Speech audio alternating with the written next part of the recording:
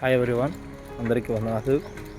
ఈరోజు నూతన సంవత్సరంగా 2026 జనవరి 1న మనం అందరం నూతన సంవత్సరం చేసుకుంటున్నాం. కాకపోతే మనం గుర్తించాల్సింది ఏంటంటే, సంవత్సరం గడిచే కొద్ది కూడా మన లైఫ్ అనేది తగ్గుతుందని గుర్తించాలి. మనం ఎన్నో సంవత్సరాలు మనం దాటేసుకుంటూ వెళ్ళాం, మారాలి అని.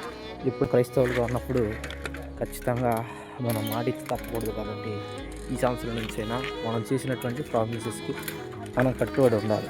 So that we can reach మన గోల్ ఏంటంటే, క్రైస్తవులుగా ఏ విధంగా సరే మనం పరలోకం చేరడం అనేటువంటిది క్రైస్తవుల యొక్క నిరీక్షణ గోల్.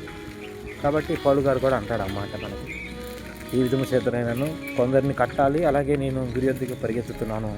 కాబట్టి 2025 మనం అయిపోగొట్టుకున్నాం. 2026లో అయినా దేవునికి ఇష్టంగా బతకాలని కోరుకుంటున్నాను. మారాల్సింది సంవత్సరాలు, సీజన్స్ కదండి, మారాల్సింది మనం. కానీ మన వాళ్ళకి తెలియక, అంటే ఆ జ్ఞానం లేక క్రైస్తవులు అయినా కానీ ఆల్ నైట్ అని చెప్పేసి మన 31st 12th వాళ్ళు చేయడం చూస్తాం. అంటే అది మంచిగా, ఒక అంతకు మంచిది. ఎందుకంటే దేవుడిని ఆ రోజైనా గుర్తు చేసుకొని, మరి కొంతమంది అయితే వాగ్దానాలను తీసుకుంటారు.